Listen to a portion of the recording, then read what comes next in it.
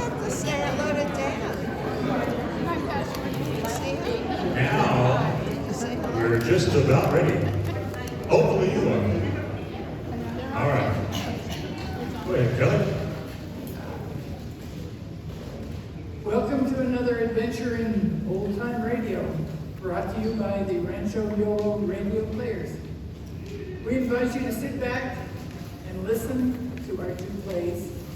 The first one is an Agatha Christie story that was adapted for radio called Witness for the Prosecution. Make sure you listen closely to the dialogue to find out if the accused really was guilty.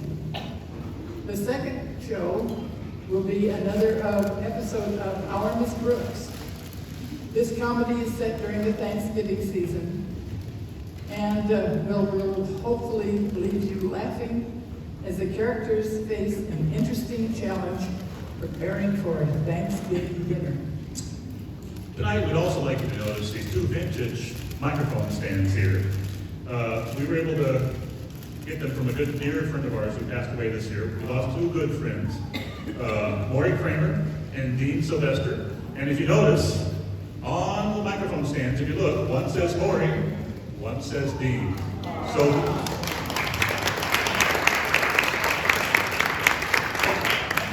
Maury actually was our first director for our radio shows and has been a great resource for all the shows that we've done. He's just been a great supporter for us. He's been in film and TV production. It was just a great resource and a really great friend. Dean actually lent us these two when we did our first shows, and and some of the microphones. So we just want to honor them tonight and celebrate them, knowing that they're here with us and helping us hopefully entertain you. So cheers to Maury and cheers to Dean.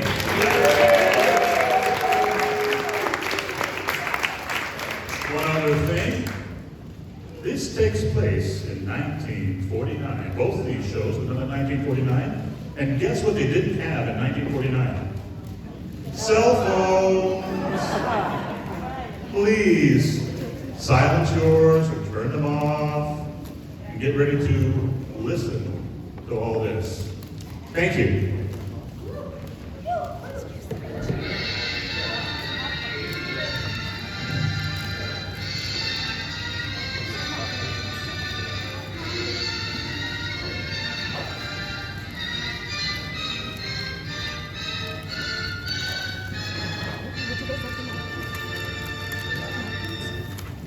The Rancho Yolo radio players welcome you to our studio.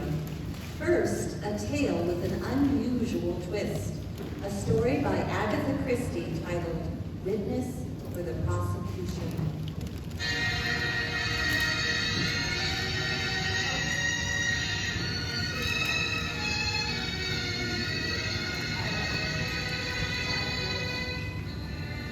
Our story begins at the home of Emily French, one night as the hall clock strikes midnight.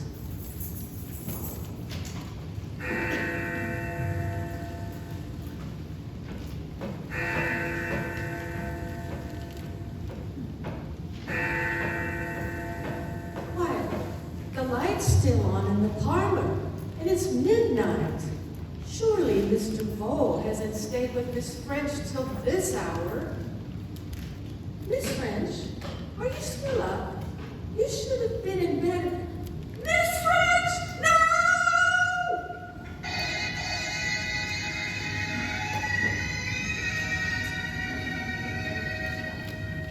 Read all about it. Hatchet murder committed in Hillsdale. Police arrest Leonard Vole as suspect. Read all about it. Hatchet murder in Hillsdale.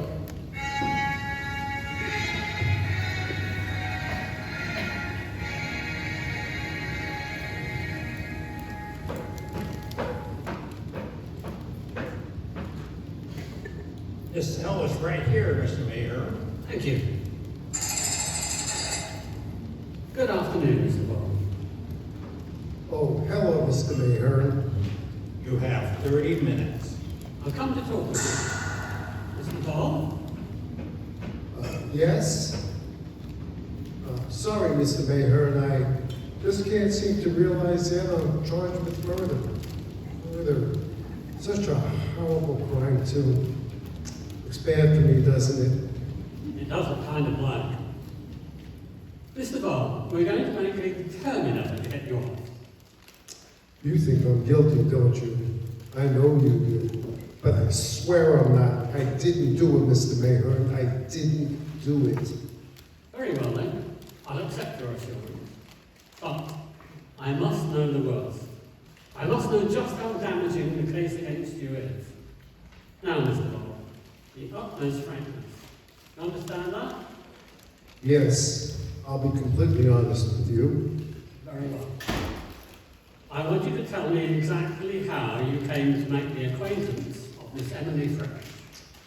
It was one day on Main Street. I saw an elderly lady trying to cross the road in traffic. She dropped her packages. I picked them up out of common courtesy and offered to help carry them home. And she was grateful. Oh, yes. Mm-hmm. Of course, she was dressed so poorly, I had no idea she turned out to be as wealthy as she was. But you did find out. Now, the first aim of the prosecution will be to establish that you were low financially at that particular moment. You were, weren't you? Yes, I'd been having a lot of bad luck. Yes, of course. Now, remember, I'm looking at this from the point of view of the prosecution.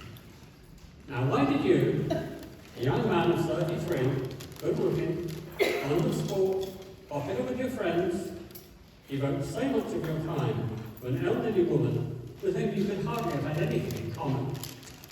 Well, I'm one of those persons who can't say no. And believe me or not, after a few visits, I found myself getting genuinely fond of the old lady. I've been an orphan, and I suppose I enjoy being pampered, and... No, they really aren't much.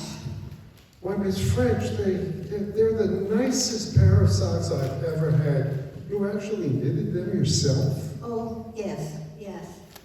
It must have been quite a job. No, what else have I to do with my time? Well, I can't tell you how much I appreciate Miss French, Yes, Janet. it's almost 10 o'clock. And? Don't you think you should retire? Now, Janet, stop worrying about me. But it isn't good for you to stay up late. Janet, you go to bed. Mr. Vole and I have a few things to discuss. I'll stay up until you're ready to retire, Miss French. I don't think Janet likes me very much, Miss French. Janet's been with me for almost 30 years. She's very attached.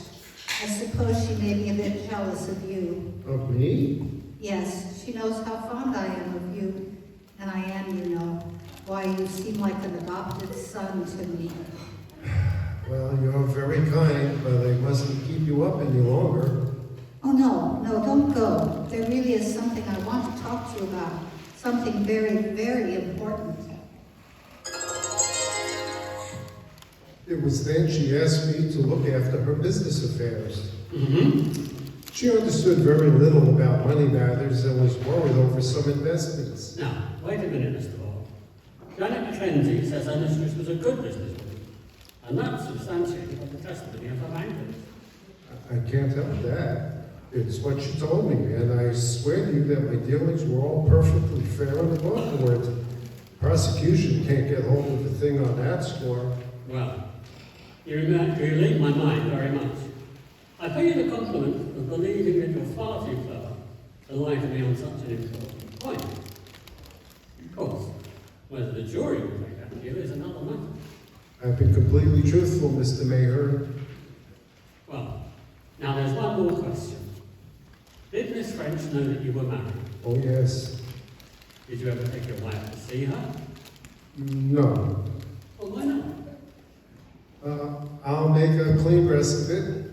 Somehow Miss French had gotten the idea that Romaine and I didn't get along, that we were living apart. You didn't give her that idea? No, not at all. But I let her go on believing it because, well, she was fond of me. But she wasn't interested in the struggles of a young couple. Mr. Mayor and I wanted to borrow some money from Miss French for Romaine's sake more than for mine. Did you borrow it? I never had the chance to. Surely that's the strongest point in my favor. I wanted to borrow money from her, but her death completely ruined that. Aren't you aware, Mr. Vole, that Miss French left a will in which you are the principal beneficiary? What? Good Lord, what do you say? She left me her money? You pretend to know nothing of this one. Pretend? There's no pretense about it. I certainly hope we can prove that. Now I'm beginning to see how things stand. They'll say I got her to make a will leaving me her money, that I went there that night, and when there was no one in the house. Ah, you're wrong about there being no one in the house. How's that? You see, it was Janet's night out. She returned for a few minutes, about 9:30, to get some kind of a blouse pattern she promised a friend. She used the back stairway, but she swears she heard voices in the parlour, and that one was Miss French's, and one was the man's. At 9:30. 9:30? No, but then I'm saved. What do you mean? I was home again by 9:30. My wife can prove that. Your wife? Yes, I left Miss French about 5 minutes to 9 and arrived home around 9:20. Thank heaven for Janet McKenzie's blouse pattern. Mr. Vole, was there anyone else who saw you come home at that time to substantiate your wife's testimony? No, but it's lucky for me Romaine was there. In fact, it appears to be the only thing in our favour at the moment. Well, goodbye, Mr. Vole. May I say that I believe in your innocence, in spite of the many facts against you, and I hope to prove it, and vindicate you completely.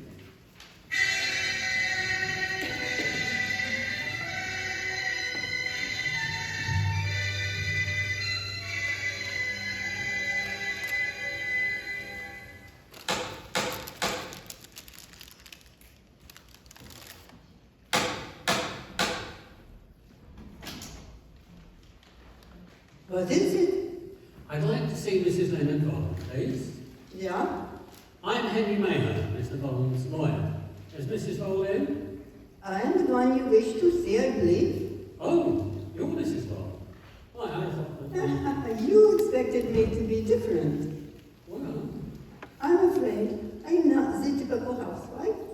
I was an actress in Vienna before I met Leonard. I see.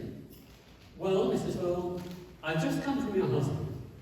I know how upset he must be, but if you don't mind, I'd like to talk with you. Yes, you may come in. Thank you very much.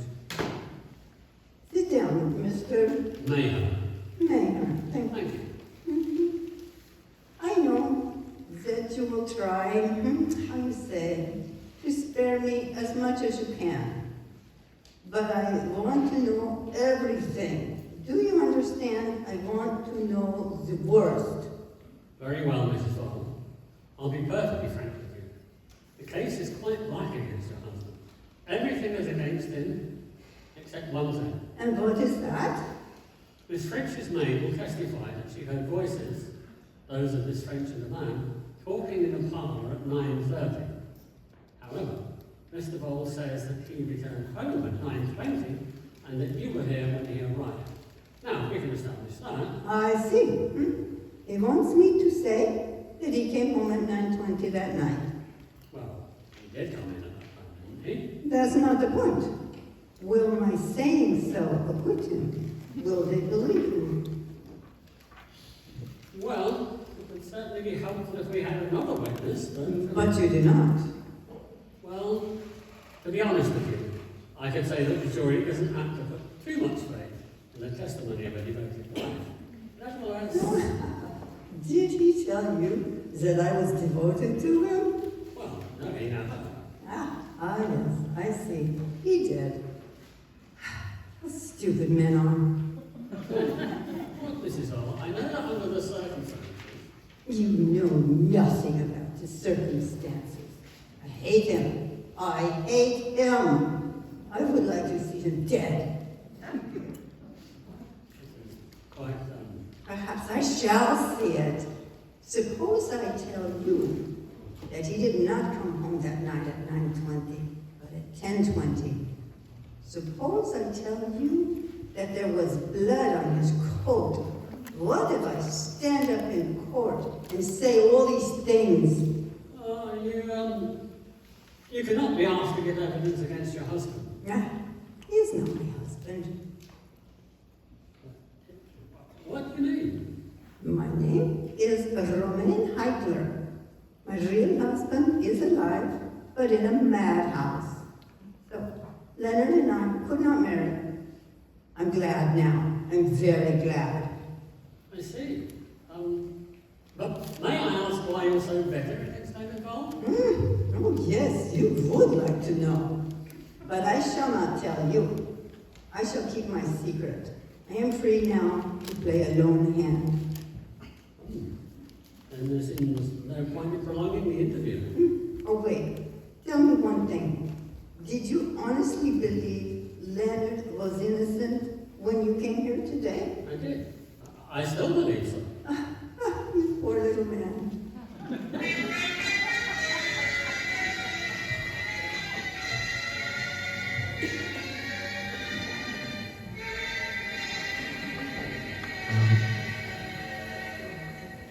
I don't understand her attitude, Mr. Mayhearn. I can't explain it. You've given me the shock of my life. I must say, it's extraordinary. The whole thing. An extraordinary woman. Very dangerous.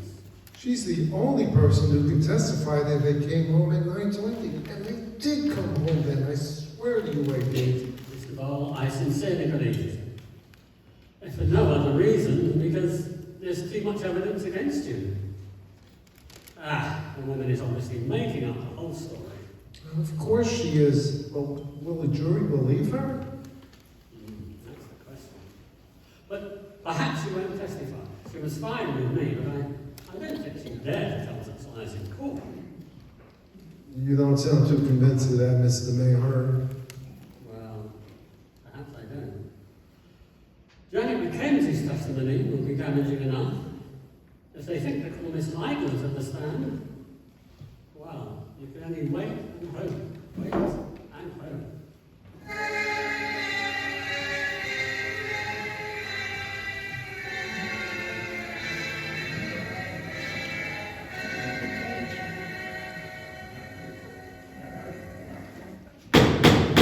Order in the court!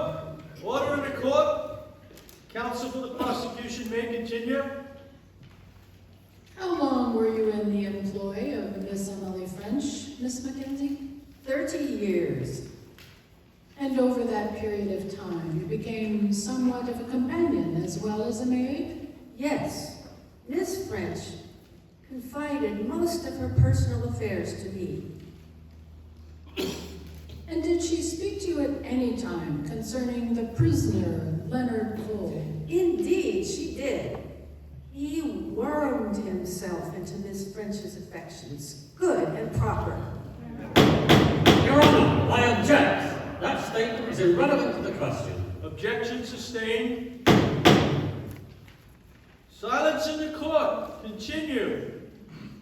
Miss Mackenzie, was Miss French under the impression that Mr. Vole was married? No, she was not. She told me that she was thinking of marrying him. Order in the court. Now, Miss Mackenzie, when Miss French's will was read, it was learned she had named Leonard Vole as her principal beneficiary. Were you aware of this fact previous to the opening of the will? Yes, she told me about it the day she made the will. And she told Leonard Vole, too. He helped her draw up the will.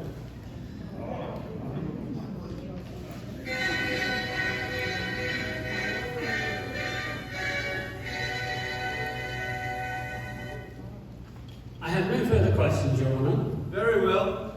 Miss Mackenzie, you may step down. Will the state proceed to call its next witness? Sorry, Miss Ball, I couldn't shake her. I'd hoped to be able to break her down. But but she made up half of what she said on the stand. I swear she did. Janet hates me, Mr. Mayor. Obviously. Well, maybe the jury will realize she has no reason to like you and will discount her testimony accordingly. It looks bad for me, doesn't it? Could be worse. We may be all right, yeah. If it please the court, our next witness, Your Honor. Will Miss Romaine Heigler please take the stand?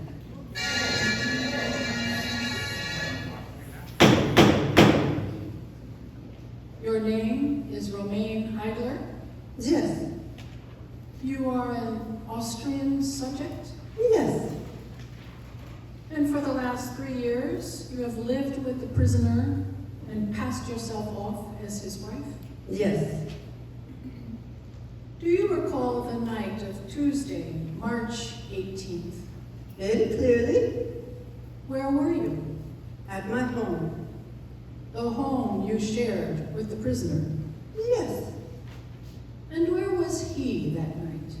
he was at home until 7:45. Where did he go then? To the house of Miss Emily French. Did he take anything with him? Yes, he took a pair of gloves and a hatchet. No, I deny that. Silence! Silence, I will have no emotional outbursts. And what time did he return to your home? At 20 minutes past 10. That's a lie, and you know it.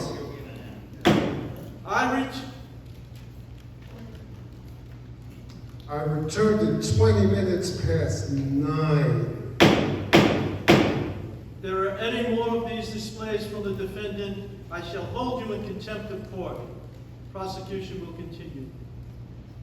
Miss Heigler, will you please tell the court, in your own words, what transpired when the prisoner returned at 20 minutes past 10? When he came home, his shirt and pants were stained with blood. I asked him what had happened. At first, he pretended he had fallen and hurt himself. But I soon saw that this was not true. Finally, he admitted that he had killed Emily Flynn. No, she's lying, I tell you. Mr. Bull, one more outburst and I will have you removed from the courtroom. Please continue your testimony, Miss Heigler. The prisoner admitted the murder of Emily French? Yes. When he came home, he had a wild stare in his eyes. He grabbed me by the wrist so tightly, I cried out in pain, and he slapped my face several times, and he told me to shut up before the neighbors heard me. He told me he had killed her for her money, and if I ever breathed a word, he would kill me too. His exact words were, "Watch your step. It's even easier to commit a second murder."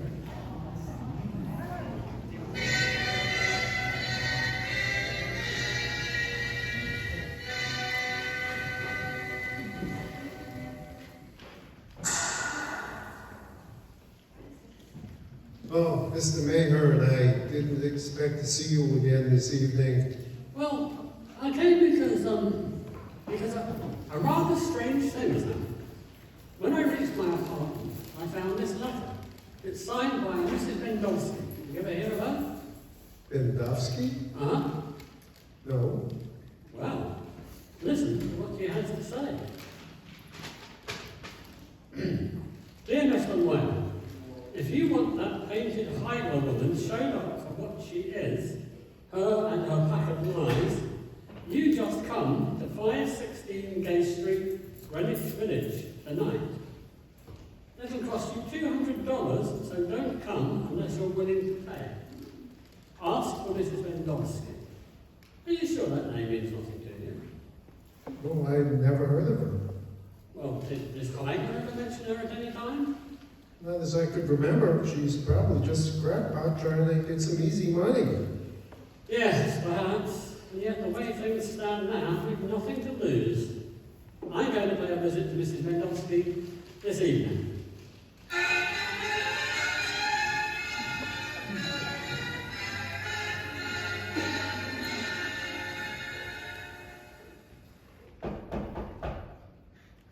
Hold your horses. I'm coming. Mrs. Mendelsky? Ah, so it's you. Nobody with you, is there? No, I'm alone. Good. I didn't go in for playing no tricks, nor for people who play them. Come in. You'll have to forgive the looks of my room. I don't exactly live in what you'd call the lap of luxury. Didn't no one ever tell you it ain't polite to stare, Mr. Mayhern? Proper sort of gentleman like you, too. Oh, excuse me. You're wondering why I hide my beauty behind this veil, hmm? Well, I'll give you a little peek. Oh, no.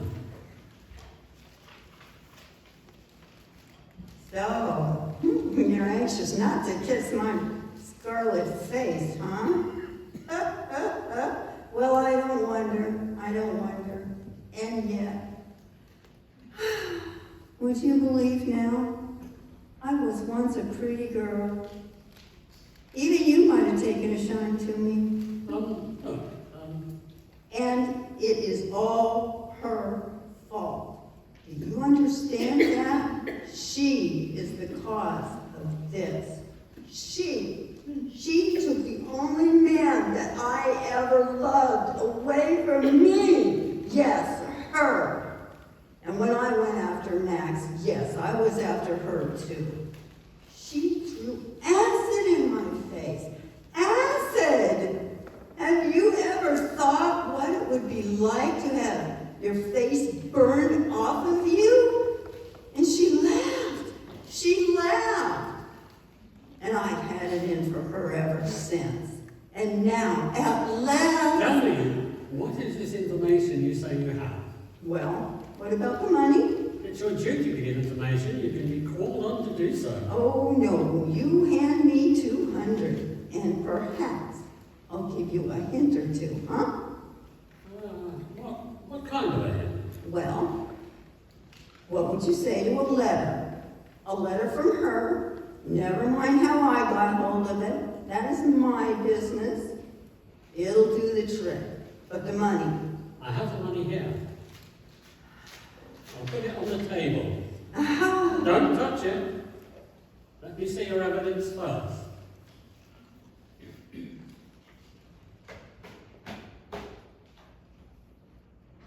Now, here we are. A whole bundle of letters in her handwriting. It's the first one you want. That'll do the trick.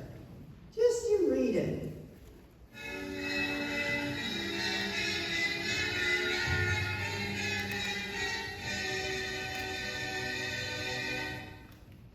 Your Honour, ladies and gentlemen of the jury, I charge that the testimony of Romaine Heidler has been a malicious fabrication from beginning to end. What? Yes, I accuse Romaine Heidler of inventing her testimony to send an innocent man to his death. Oh, that is absurd. Miss Heidler, do you deny that you're in love with a man other than Leonard Cole? Of course I deny it. What a ridiculous statement. I was completely faithful to Leonard Vole until he became a barbaric murderer and threatened to kill me too. And you still maintain that the defendant confessed to committing the crime? Of course I do. I swore to it yesterday. And it is true. What are all these utterly foolish questions about? They're about justice, Miss Heidler.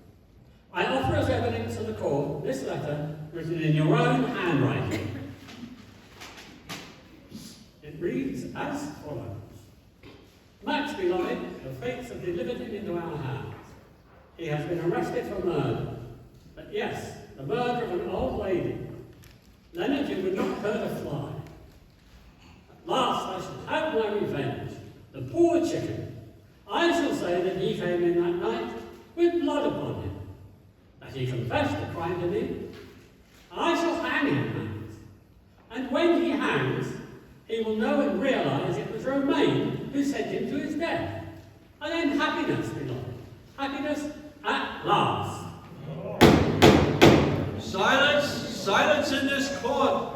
Your Honour, I have in the court here 3 handwriting experts of excellent reputation, who are ready to testify that this letter was written by none other than Romaine Hyde.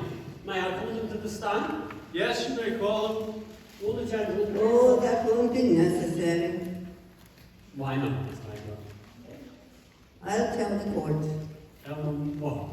the truth. What is the truth, Miss Hyde? Everything you have said is true. I wrote that letter. Yes, go on. Everything Leonard said was true. I lied. What did you lie about, Miss Hyde? My testimony was a lie. Leonard did return home at 20 minutes past 9, as he testified. I invented the whole story. I admitted. I wanted to destroy him. I wanted to send him to his death so that I could be free. I didn't want you to believe that he was innocent.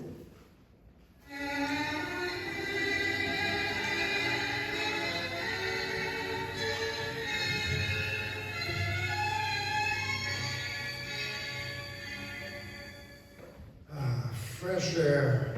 Can I really believe it, Mr. Mayhew? I'm actually free. Very happy to say that you are indeed acquitted. Oh, things looked so black for me yesterday. You had the closest of all possible shades. But no need to think of past troubles now. You're a very fortunate man, Mr. Bowl. Of course, this business of Miss Hyde may have been a bit of a shock, but I'd say you're well off without her. Oh, I've learned my lesson with her. I shan't be a fool with another woman.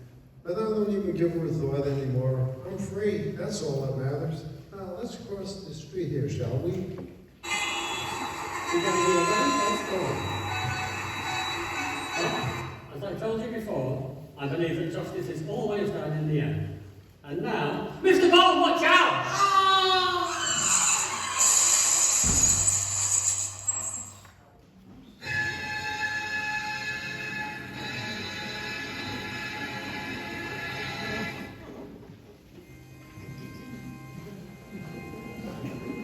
Oh, yes, Mr. Mayor.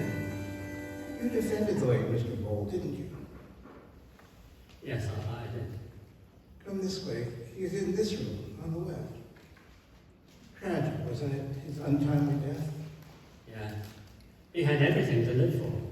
It's ironic, really, to escape death so narrowly in a courtroom, only to walk outside and meet it in the street. Fate just had it in for him, I guess. Have many people come to see him? Well, there have been, but they've almost all gone now. I think there's only one left, a relative of some sort.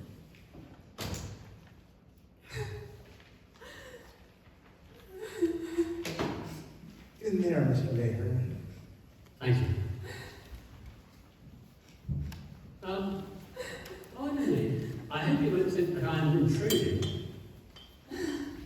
No. Come in, Mr. Mayor. Miss Heidel. I didn't recognize you in that way. Go on. You did not expect to find me here. No, quite frankly, I didn't.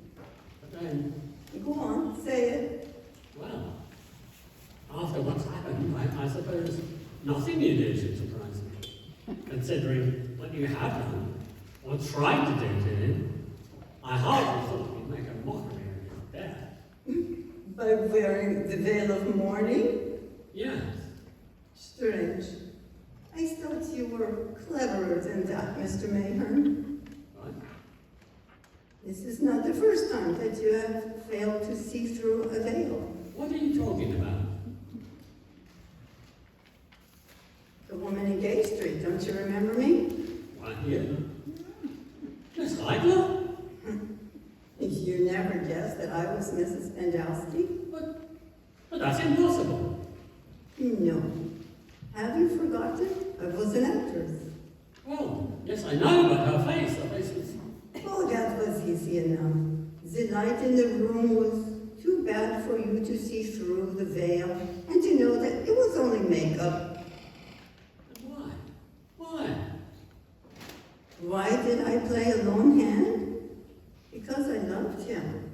I had to save him. But why such an elaborate comedy as that? Why didn't you simply testify in his favor? No. The evidence of a woman devoted to him would not have been enough. You hinted as much yourself. They would not have believed me. Perhaps. But if I testified falsely against him, and you forced a confession from me that it was all a lie, then I would be damned in the eyes of the law, and the jury would feel bound to acquit him. And the bundle of letters? Oh, I wrote them myself. What about the man called Max? He never existed. I see. I'm afraid I misjudged you, Miss Heidler. But I still think we could have gotten him off by the normal procedure. I dared not risk it. You had no evidence to prove Leonard's innocence. You really believed it. And you knew it, I see. My dear Mr. Mayhew, you do not see it at all. On the contrary, I knew he was guilty.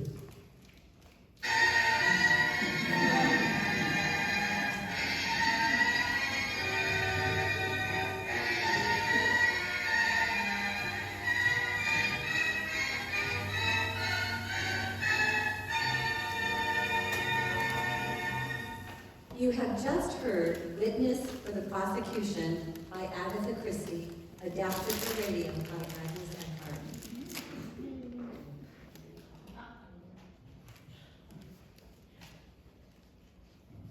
Well, that was a twisting plot twist.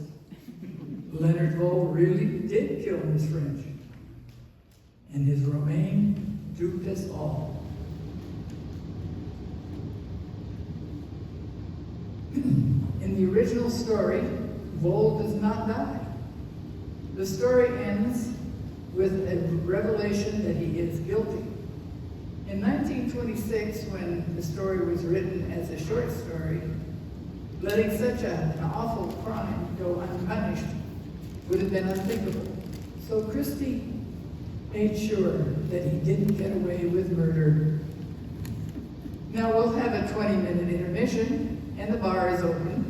And during the break, please consider donating to our basket, which is a fundraiser for replacing the audio equipment that RCA bought and purchased for us, and also for future shows.